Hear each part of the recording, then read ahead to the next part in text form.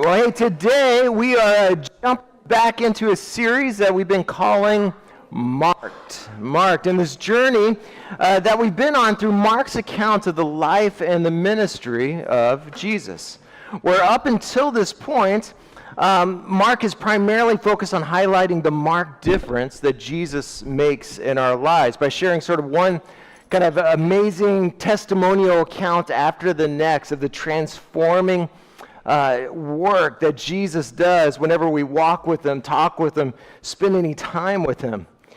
But what's interesting is when we come into the passages that we're going to kind of get into some today, in Mark 12 and 13, Mark kind of shifts gears a little bit here. And he shifts the focus from testifying to what he has done to Jesus prophesying about what he was about to do. What he was about to do. But by first sharing this prophetic story Jesus tells in Mark 12, really kind of pre-warning them what was about to happen. You know, this picture of what was going to happen as he would end up going to the cross and, again, eventually paying a price that, of course, we could never pay on our own on that cross. And so he shares this story of a master who entrusts the management of his vineyard along with all that the master had built up for the workers, only to each of them, only to sort of the time that he had, kind of spent away there, he kind of leaves it in their hands, and he comes, and instead of just coming back himself, he sends, kind of messenger after messenger. And of course, these in the story, they're really symbolic and reflective of the prophets. These people that would just kind of keep coming back and basically asking for an update of how they're doing, how they're managing what God had given them. And each time, they keep rejecting these messengers, they keep rejecting these prophets. And then he wraps up this story in verse 6. He had one left to send, a son whom he loved.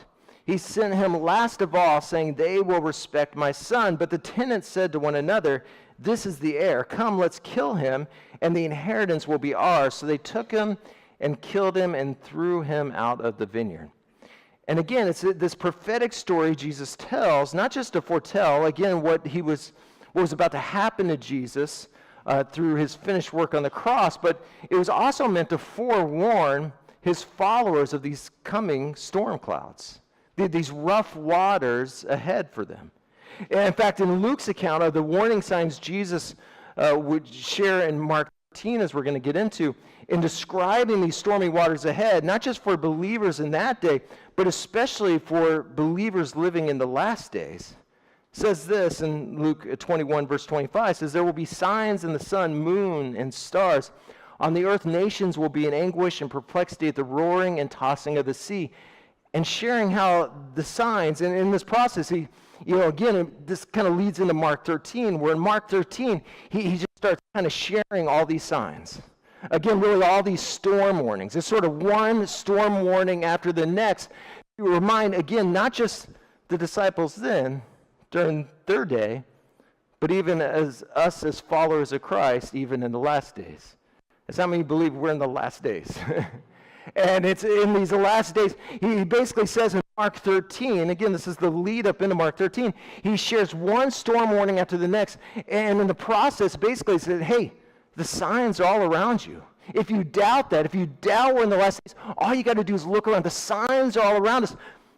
And yet herein kind of lies the problem, right? Is that how many know the more the signs are around us, the more blind we can become to them. In fact, if you doubt this, all you got to do is look around the world that we live in today. And a culture and a society that seem to have a warning sign and label and caution labels for anything and everything. Well, like we have a label, we got a warning, a caution for everything, to the point where even our warnings have warnings now. Have you noticed this? Like your clothing, you probably didn't check it out this morning before you put that shirt on, but do you know that shirt has a warning label? And the warning on it is basically, hey, don't get too close to an open flame, or else this is going to become a very flammable object, right? And so it has a warning. In fact, here's one. This is kind of how bad it's gotten when we sort of even have like warning signs, and not just for the people in our lives, but even our pets as well. as check this one out. This is an actual prescription label for a dog, and this is what it says on this. It says, this may cause drowsiness, which you're like, okay, that's not so bad. But then it goes on to add this warning of alcohol may intensify this effect. Now, just curious, and you don't have to raise your hand today. In fact, I would actually encourage you to not, but how many of you drink with your dog, right? Like, well, he's got a lot of anxiety. I need to just mellow him out, right?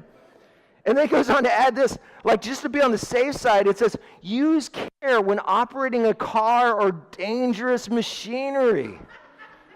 This is a warning to your dog, which I think if your dog's doing most of the driving, you got some bigger problems to worry about. Like, how's that even a label? Like, who thought of that to put on a dog medication? Or I think of some of these other labels I came across. This one actually kind of really makes me question sort of where we're at as a society. But on a box of fishing hooks, you'll often find this caution, harmful if swallowed. How many of you are like, man, I wish I would have known that. Like, this would have really helped me out. Or here's another one, like, not to never use a lit match or open flame to check fuel level. How many of you have gone to your wave runner or your jet ski or your car like, hey, bring a match. I need to check out where we're at on the fuel. Probably not going to work so well. Or this one, which is a little tricky. I can kind of see this one. This is a do not iron while wearing your shirt. This might, full transparency, this might explain why I have this persistent bald spots right around my chest. I can't ever seem to get rid, because like I get the reason for that one, because I've tried it, and that's sort of the point. That kind of gets to the heart behind all these warning signs that Jesus really shares in Mark 13, because how many know the reason for warnings is ultimately to save us from ourselves? That's something you got to understand. When Jesus came and he's foretelling why he came, you got to understand he's also reminds that look, he didn't just come just to die on a cross to save us from our sins. He also came to save us from ourselves. Because how many of you would agree, no one said worse things about you than you. No one's made worse decisions for you than you. Right? Nobody has self-sabotaged your life more than you. And in fact, interesting enough, in sharing these storm warnings in Mark 13, he actually starts it all off by sharing this cautionary tale really through the rise and the fall of this Jewish temple that Herod was in the process of rebuilding. And interesting enough, when he's speaking of it, when he's describing, he's actually foretelling its destruction, mind you, before the temple has ever been fully built yet. Prophesying about an event to come that would come to fruition in 70 A.D. When the Jewish people at the time, they would sort of rise up against the Roman authorities who were ruling at the time, only for Rome to crack down on the Jewish people by not just putting down this rebellion, but actually tearing down the walls of the Jewish temple itself. And in the process, might I add, tearing down everything that Herod was trying to build.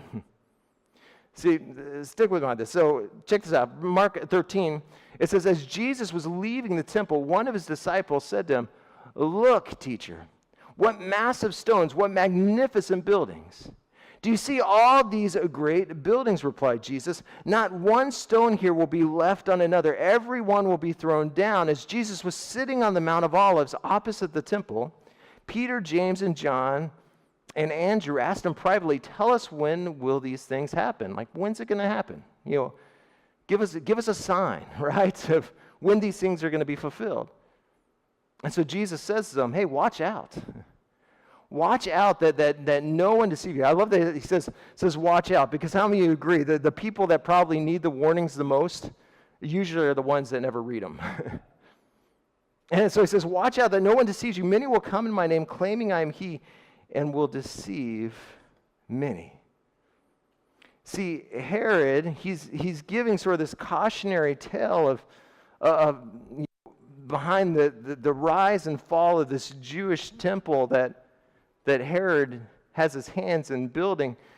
Because something you got to understand is, again, giving these warnings of these coming storm and coming tough times is this very real tension that, especially when we go through seasons where life feels out of our hands, isn't the tendency to want to try to take matters into our own hands? And that's exactly what Herod's folly was. See, Herod he ruled at a time where most of the population under his rule was the Jewish people. And so he is kind of, decides to help get on their good side, if you will, to offer to rebuild the Jewish temple. And he decides to do it not out of faith, but out of fear. Fear that things would get out of hand. And so if he offers to rebuild the Jewish temple, he thinks he can exact a bit of control over their Jewish religious leaders, and that in turn will incur favor of the Jewish people. Again, it's this attempt at control. An attempt at control that, again, as Jesus would foretell, what ultimately was just one big illusion. Because all the things that he tried to control, eventually the Jewish people would revolt anyway. The walls that he spent all that time trying to build, they would just come tumbling down. Because here's, I think, part of the lesson within this is to remind us that control, when it comes to control, control is really just an illusion. It's an illusion. Like, it seems real, but when you go to grab it, it's not. Like, how many of you agree, like, we've seen people, like, how this works out. Like, we've all seen people who eat right, work out, sleep 8 hours a night, and still get cancer. Like, I've seen people work hard to make millions of dollars and still lose it, and through no fault of their own. I've seen people, and you have too, who've never taken a sip of alcohol with their dog in their life. Still got killed by a drunk driver. And look, that's scary, no matter who you are, but that's really scary if you have control issues like Herod. Because, catch this, control, how many know, isn't just an illusion. Control is also a chain. Like, sometimes we'll try to control people or try to control things, and it can work for a little bit. You might be able to help me out here, Jacob. Like it can work for a little bit. Like, you can steer them one way or the other for a time. This problem with a chain or with a leash is how it goes both ways. And before you know it, the thing that you thought you were in control of now has control over you. Thanks, Jacob. In fact, actually, I think we got a great illustration of how this works by some dog walking fail videos. So take a look at these. Check this out. Hey!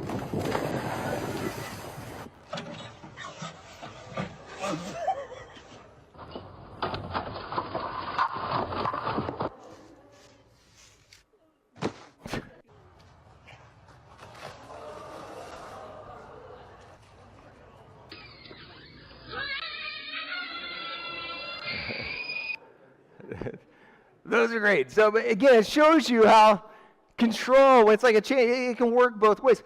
But now, how many of you, like me, were watching that video, though, and the thought came to your mind, like, why don't you just let go? Right? Like just let go. Like you have an option. Like you can let go. In fact, that's really my big encouragement and my hope for you this morning is to remind you that you can let go. And I feel like I need to remind some of us that because I think the reason they struggle to let go in these videos is the same reason it's so hard for us to let go at times. Except instead of being worried that if I let go my dog, then they might not make it. They might get hit by a car or whatever the case is. And yet, how many of us, we do this in our lives? We assume that if I let go of my career is not going to make it. If I let go of my kids aren't going to make it. If I let go of the drive that got me here, I don't think I'll make it there. And it's this tension that I think so many of us wrestle with, that behind so many of our control issues is, again, sort of this tension point, this question of when do I hold on and when do I let go? Because there are times to hold on, right? Like there's times where we're called to hold on to our hope in Jesus. There's times where we're called to hold on to our commitments and hold on to our responsibilities. But there's also other times where we're called to let go, especially when it comes to those times and seasons and rough waters of life that are, if we're really honest, out of our hands to begin with. And look, I think we get some real insight into this from another guy in Scripture who I think knew a little bit about navigating rough waters. And it's a story of a guy by the name of the Apostle Paul, and we find it in Acts 27. And the Apostle Paul, he wrote like 2/3 of the New Testament, and he's sort of in this moment. He's in this moment as he's kind of sharing these missionary trips, and this is kind of in the midst of one of these trips. He's just been arrested for preaching the gospel, and so he's. Interesting thing about Paul was yes, while he was definitely a devout Jewish person, he before his conversion, before he encounters Jesus and Saul becomes Paul, he was also a Roman citizen. He had dual citizenship, so as a result, he had the right to actually appeal his case to the emperor, to Caesar at the time, and so that's what he does. He makes this appeal. And of course, being a Roman citizen, they allow him to make the journey to ultimately appeal his case. And this is where we catch up with it in verse 1. It says, when it was decided that we would sail for Italy, Paul and some of the other prisoners were handed over to a centurion named Julius, who belonged to the imperial regiment. Skipping down to verse 10, Paul says, "Men, I believe there's trouble ahead if we go on, shipwreck, loss of cargo, and danger to our lives as well." But the officer in charge of the prisoners listened more to the ship's captain and the owner than to Paul. And then verse 14, before very long, the wind of hurricane force called the Northeaster swept down from the island. The ship was caught by a storm and could not head into the wind, so we gave way to it and were driven along. I love that statement. So we gave way to it. Look, I do think there are some moments in life where you might need to consider letting go, right? Like there's some moments or some seasons or some times where it might be worth considering letting go. And of course, the first moment's kind of pretty obvious, but I think bears sharing, which is when things are just simply out of control. They're out of your hands.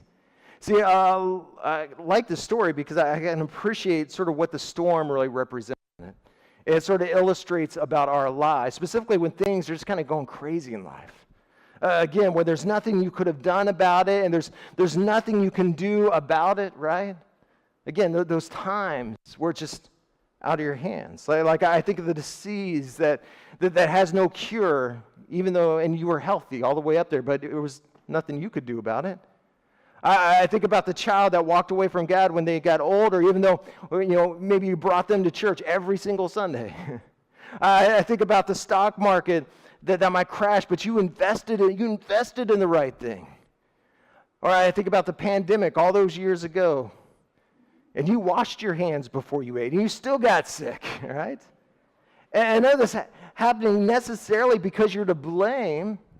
But here's what happens is when there's no one to blame, how we start to want to blame others, even at times blame God.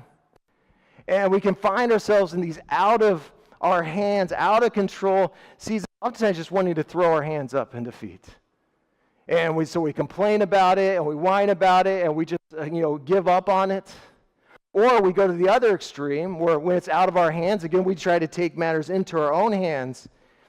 And yet, can I kind of encourage you with maybe another option, and that's learning to trust it into God's hands. Where when it comes to those times where it just feels out of your hands, truth is you can either fight it, you can push against it, or listen, you actually do have the option to partner with it. In fact, I wrote it like this: are you going to fight the wave, or are you going to ride the wave when these stormy waters and times come? And in fact, I love the verse. It says, again, so we gave way to it. Now, I'm not a sailor. I'm not much of a boat guy, so I had to look it up on ChatGPT, so hopefully this is correct. But I looked up, what does it mean to give way to something? And to give way means to literally take down your sail. Because if you put up a sail in the midst of a hurricane like Paul and these sailors were facing, it's going to rip right through your sail. And potentially can break your boat by trying to resist where the wind is taking you. And so the only way to make it through is to say, all right, I'm going to stop fighting the wind, and I'm going to stop trying to complain about the storm that I'm in. I'm just going to see where this leads. I'm going to trust that you're in control, and I'm just going to watch where you lead. Because, listen, even though those times it might feel out of your hands, you need to know it's never out of His. Like God was in control of this situation. Because, catch this, do you know where that boat ended up? It ended up in an island country known as Malta. And here's what I love about this. Paul shows up on this island of Malta. He starts doing miracles. He starts healing people. Gets bitten by a venomous viper, doesn't die. Gospel gets preached. And do you know this? To this day in 2025, that same island country of Malta is today 90% Christian. It's one of the most Christian countries in all of Europe. And in fact, every February 10th, they celebrate a national holiday known as the Festival of St. Paul's Shipwreck. And it's the day that the gospel message came to their country. Because what Paul might not have known, and the people around him, probably in the midst of the storm they were in, is that God's hand was in it. God had a plan, even in the midst of the chaos, even in the midst of the storm, even in the midst of all the rain. Let me say it this way. Just because you can't see where you're going doesn't mean God doesn't know where you're landing. Just because you can't see where you're going doesn't mean God doesn't know where you're landing. And look, I want to encourage somebody today. I know that the results you got for those medical tests feels like a storm, but wait till you see where you land. I know that the sonogram results, it can feel like this overwhelming storm, but wait until you see where you land. I know losing your job feels like a storm, but wait till you see where you land. Wait till you see where you land. As I'm telling you, God had to allow the storm because He knew you'd never steer there on your own and steer into the incredible plans and purposes that He has for you. And so, when things are out of your hands, listen, it might be a good time to trust it into His hands. But there's also another time when faced with unexpected storms, rough waters, where sometimes the best thing we can learn to do is just to learn to let go. And truthfully, I think this one's harder than the first. Because let's be real, it's easy to let go when things are totally out of your hands. What other option do you got, right? But this one I think is a lot harder. And it's this question that we kind of see even within the stories. Listen, are you able to let go when someone else is in control? Are you able to let go when someone else is in control? Let's check out how Paul's journey starts off. Verse 1 says, so when it was decided that we would sail. Notice he didn't say, I decided. It said, when it was decided that we would sail. Look, you ever had someone make a decision for you and say things like, we? What are you talking about, we? Like I just see you and me. Like there's no we in this discussion, right? But in life, let's be real, we find ourselves in scenarios all the time, sometimes multiple times throughout our day, with people who make decisions for us all the time. Like, have you ever had a parent make a decision for we? A boss make a decision for we? A husband make a decision for we? A pastor make a decision for we? A judge make a decision for you? And it can be scary when it feels like your life is in someone else's hands. And to that point, though, can I just encourage you with this? It is in someone else's hands, but it's not in another person's hands. It is in someone else's hands, but it's not in another person's hands. Proverbs 21:1 puts it this way. It says the king's heart. Now, when it says king, a king is a metaphor really for any type of authority figure in our life. So it could be a politician, it could be an employer. And check out what it goes on to say. Proverbs 21:1. It says, the king's heart is like a stream of water directed by the Lord. He guides it wherever he pleases. So yeah, it might seem like that water is moving wherever it wants to. But I'm telling you, God has set the banks of that river, and he leads it. He leads it. In other words, your life is never in the hands of another person. It's always in the hands of our God. And look, if you doubt this, all you got to do is look at it from a historical level. I think back, like there were these two Persian kings that you read of, and all the way back in like Ezra and Nehemiah. But there's these two Persian kings, Cyrus and Artaxerxes, and they'd conquered like most of the world, a good portion of the world at this time. And one of the places that they'd conquered was Jerusalem. And throughout their reign, the Bible tells us that they sent orders out to really restore sort of the city of Jerusalem, as well as the same temple walls that years later Jesus would come to reference in that passage we open up with in Mark 13. And not only sending orders out to restore it, but offering to pay for it. Offering to pay for it. Now what's fascinating is that secular historians have records oftentimes of these same things. As I don't know if you know this or not, but maybe you're new to Christianity, but this book, the Bible, the Word of God, how many know it wasn't written like in a back room 5 days ago? Like, there's thousands of years of history within this. And of course, so what will happen is oftentimes like historians, they'll look at it, but when they look at it, they don't always look at some of the same biblical worldview. They look at it from a secular worldview. And so oftentimes how historians will describe some of these same events in reference to these same, Persian kings is they'll describe it, they'll say, well, the reason that they did it, the reason they offered to rebuild the temple, even pay for it, is they say it was a strategic political move on behalf of the Persian kings to solidify rule over different people groups. Which, by the way, sound familiar to Herod's same strategy, right? And it leads this question, so which is it though? Well, was it divine intervention or strategic ambition that led to the temple being rebuilt? And here's my answer, is it was both. As I believe that God used the insecurity of the Persian kings to provide security for the people of God. And so after the Persian kings were gone, the next great empire comes in, the Greek Empire, led by none other than Alexander the Great. Who through his pride and his own ego and his ambition, he would go on to spread Greek culture all across the known world at the time. And in fact, there's actually a word in academia for this, and those Hellenists. Because he didn't just spread the culture, he actually spread the language. As for the first time in most of the known world, it kind of fell under this one universal language. They are all speaking Greek. Now, fast forward, it set the stage for the Romans, and even more significantly, Jesus stepping onto the scene.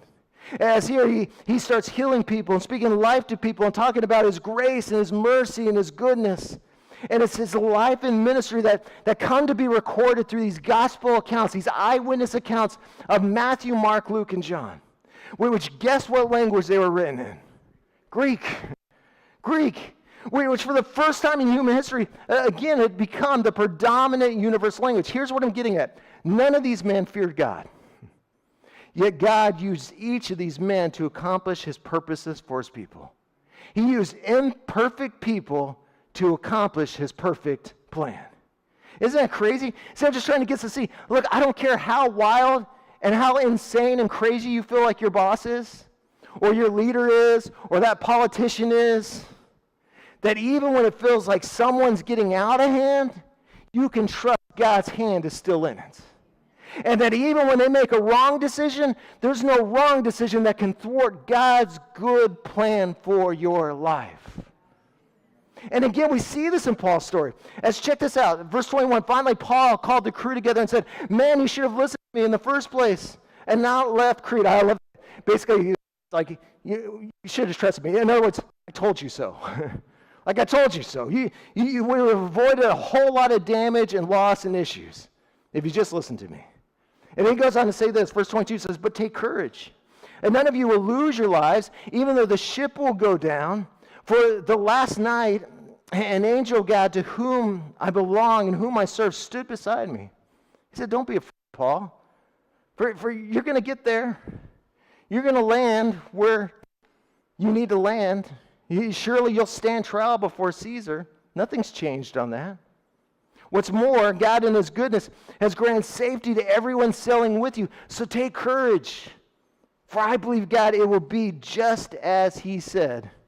And I love this little additional part. He goes, but we will still be shipwrecked on an island. still some tough times ahead. See, here Paul, when faced with a situation that was out of his hands, rather than throw his hands up in defeat or try to take matters into his own hands, he found courage and confidence in trusting that it was in the hands of a good God, who time and time again reminds us through his word that if it's not good yet, that just means he's not done yet. If it's not good yet, when it comes to the promises that he has for your life, if they've yet to come to fruition, it just means he's not done yet.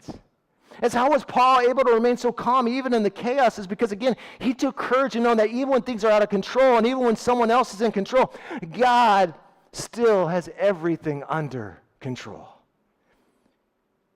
And he ain't saying all that. Look, I think just as important as understanding when to let go is how you actually let go.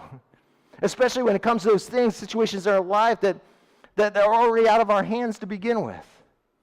And look, I think it starts by understanding that it's not about letting go of your responsibilities. This is about letting go of what's God's responsibility. Because I believe the real tension and struggle behind so many of our control issues in life comes from you and me trying to do God's job. Trying to do a job we were never asked to do and never responsible for. Because again, we don't understand what is my responsibility and what is his. So real quickly, just touch on a few things that are our responsibility. First is obedience. Our obedience is our responsibility. Look, I know we love to celebrate the big steps of faith. We love to celebrate the stories of Peter stepping out of the boat, walking on water. But can I tell you, I find that some of the most significant things, and some of the most significant works of God have been through Peter, or not just through Peter, but really through Paul, who rather than step out of a boat in faith, chose to step into it, even when he knew the cost. Because interesting enough, a couple chapters before in Acts 21, he's actually given a forewarning. He's given us early storm warning that what he's going to walk into is going to be some tough times, going to be some rough waters. And even knowing this, Paul chooses to step into the boat. Paul chooses to step into the boat. And I love how he, kind of his heart behind it, why he chooses to still step into it, to step in obedience. He says this in verse 12, says, when we heard this, when the people, they pleaded with Paul not to go up to Jerusalem, then Paul answered. And this is during this kind of time where he's getting a little bit of this warning before, eventually this storm that he would encounter. And Paul answers, why are you weeping and breaking my heart? I'm ready not only to be bound, but also to die in Jerusalem for the name of the Lord Jesus. When he would not be dissuaded, we gave up and said, the Lord's will be done. See, they had to come around to the place where Paul already was, and this is the place where Paul was. He got to this place where he's like, you know what, if I get arrested, if I die, they capture me, I become a prisoner, listen, that's not my job. My job is just to preach the gospel. And I'm just doing what God told me to do. A lot of times, a God will, kind of nudge me through the leading of his Spirit, through his word, to sometimes preach a word that I don't want to preach. Because I don't know if you know this about me, but I like to be liked. And tough thing is, being a pastor, sort of my job every weekend is to share truth from his word that guaranteed is going to always offend somebody some way. Because it's not politically correct. And you know what gets me through it? What allows me to step into this job that he's called me to do, even when to share a message that I don't always want to share, is because I've learned to realize that the way you receive the message, the way it lands, That's not my job. My job is just say what God, through his word and his spirit, led me to say. But how it lands, how it's received, that's not my job. That's not in my hands. That's in his. Like so often we're waiting for God, I think, to call us to step out in big faith that we overlook, and if we're not careful, we can miss out what God can do when we're just obedient to the Spirit's leading to step into that ministry, to step into that conversation, to step into an opportunity for him to move and work, even when it costs us something. Trust me, where I'm going to land at the end of it is going to be much better and worth the cost. Second thing you're responsible for is, listen, not just your obedience, but your attitude. You know what amazes me about Paul, again, here, Paul is in the middle of a storm. And check out what his encouragement is to these guys. He says, for the last 14 days, he said, you have been in constant suspense and have gone without food. You haven't eaten anything. Now I urge you to take some food. You need it to survive. Not one of you will lose a single hair from his head. After he said this, he took some bread and gave thanks to God in front of them all. Then he broke it and began to eat. Now, remember, where are they at? They're in the middle. They're on the Titanic. They're about to go under, and you got Paul here like, guys, I feel like you're getting a little hangry. Like, why don't you eat something? I don't know about you, but like when I get nervous, like the last thing I want to do is eat.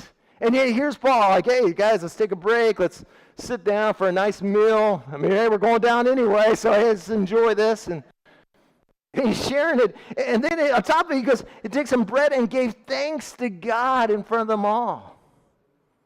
It's like, how was he able to do that? Well, I think we get inside Romans chapter 5 later on. He says this. He says, we can rejoice too when we run into problems and trials.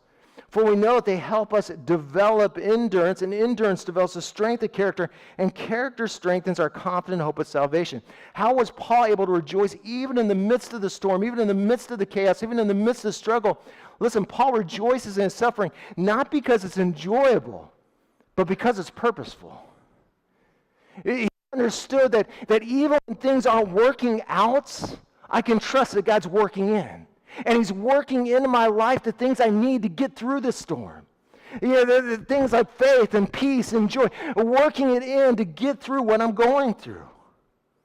As look, I think Paul understood something we got to get, and that could it be, listen, that maybe, just maybe, the struggle, the suffering you feel like you're going through isn't always a detour. Sometimes it's discipleship. And my guess is that, in fact, if you went back and you looked at the most significant defining moments of your life, the past 10, 15, 20 years of your life, and I were to ask you what are the most formative years, you would describe a hard time. You would describe a season of rough waters and what God brought you through and how God carried you through. Because truth is, without difficulty, you will not hold to the confident hope of salvation, but rather you'll begin holding on to other things. Holding on to other things. And listen, he allows this not just to strengthen us and strengthen our faith, but to strengthen the faith of those around us. He says, look, what if your struggle, what if your suffering was actually not disqualification, but an invitation? Well, what if the places you're desperately wanting to hide from are the very places God wants to heal and use for his glory and his greater purpose? Because I found this to be true over and over again, and again, we're going to see this in Paul's story as well, is I find that oftentimes the most painful part of your story might just be the most life-giving part of someone else's. And again, we see this. We see this in Paul's journey here. I mean, here, Bond, because again, when we talk about letting go, I think it's also important to know that we're not talking about just, doing nothing, sitting back waiting for God to move. Like you have a responsibility. Like you are called to, in those moments, also hold on to this hope that we have in Him. Like there's something you can do. Like even he knew that there was something he could do to at least encourage him. Like even as small as it might sound. Like, hey, let's grab some food and let's eat. And it goes on the text say actually that God used it to really encourage the crew.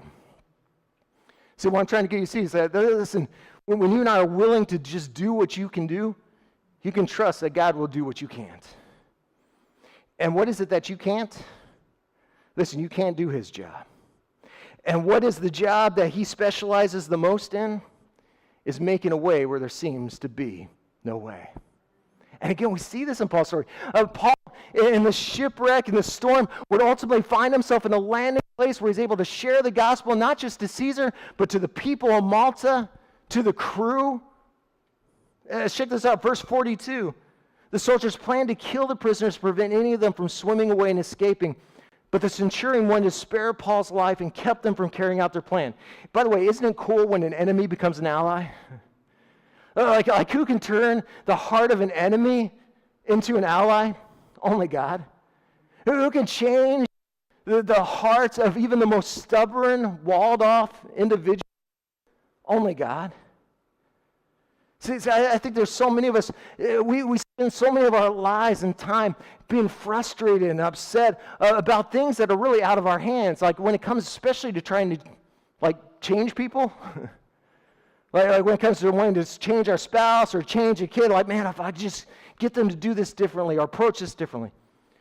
Think of it this way. Let's be, how many of us have ever been in a grocery store and you see a kid talking to their parent and you're like, man, if that was my kid. Come on. Like, I don't know if you've ever been to the grocery store and there's that kid who refers to his parents not by mom or dad, but by first name. Hey, Joe. Like, that was my kid, right? Or like they're throwing down boxes, throwing this fit because they didn't get the candy bar that they wanted. Only for the parent to come there like, is that really the best decision you can make right now? Like, you're like, what? And there's moments where it's like, I'm telling you, if that was my kid. But you know why I don't ever tell them that or get involved? Is because I know what they would say. And might I add, they'd have every right to say. They would say, listen, it's not your kid. And I'll parent my kid my way.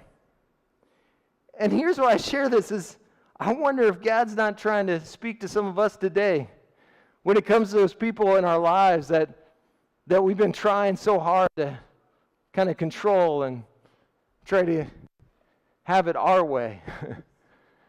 They'd remind us, hey, listen, that's not your job. Because ultimately, they're my kid. That's not your kid. Like when you give your life to Christ, like how many know, you become adopted into the family of God. You become a son, a daughter, a child of Him. And I wonder if He would tell some of you that are so frustrated, I just wish my kid would change, or I just wish that neighbor something would happen there. And you're trying all this stuff to no avail. I think God would just say, hey, that's not your job. Your job's not to change them, because I'm telling you, only God can change a stubborn heart. Only God can break through the walls of a cold heart. See, speaking of this marked difference Jesus makes in our life, I'm just telling you, the mark of true spiritual growth and maturity isn't defined by what you take on, but what you're willing to really let go of. In fact, we got a word in Scripture for this when it comes to giving God control, and it's called surrender. And look, if you doubt the power of surrender, and we'll wrap up with this, all you got to do is look at what I would argue is the most powerful prayer Jesus ever prays in the Gospels. And we find it in Mark 14. This is right after He's given all these storm warnings. He says, it's in the Garden of Gethsemane, right before He's getting ready ultimately to go to the cross. It says, going a little farther, He fell to the ground and prayed, and that if possible, the hour might pass from Him. Abba, Father, He said, everything is possible for you. Take this cup from me, yet not what I will, but what you will. Now look, I know some of you might be hearing that and thinking, okay, Pastor, I'll give you, it's a powerful prayer. But the most powerful prayer that He prays in the gospel, because, I'm no theologian, but I remember things like when He prayed for Lazarus. Remember the story of Lazarus? Here's a dead guy. He prays for him, comes back to life. To me, that's a powerful prayer. So praying your will be done, that is the most powerful prayer. But listen, think about this. Yes, while that prayer He prays for Lazarus is a powerful prayer, look, when He prays Lazarus come forth, one person came out of the grave. But catch this, when he said, not my will, but your will be done, billions of people will come out of the grave. Billions of people, continuing even today, people who were dead coming back to life through him. Because there's power in surrender that you can't tap into by trying to always reach for control. And so while you don't always have the power to control, you do always have the power to choose surrender. And listen, the key word there is choose. To choose surrender. Jesus said, not what I will, but what you will. In other words, he didn't just accept it, he made a choice, an intentional choice to surrender it. As again, going back to that prophetic story we opened up with in Mark 12, if it shows us things that there's a big difference between being stripped of something and surrendering something. Where time and time again, that they were given a choice to surrender, and yet instead of surrendering, giving up the little bit they were asked to give, they tried to hold on to everything, and as a result, they were stripped and left with nothing. Because that's what it means to be stripped of something. As stripped is when you don't have it anymore. But catch this, surrendered is when you're not holding on to it anymore.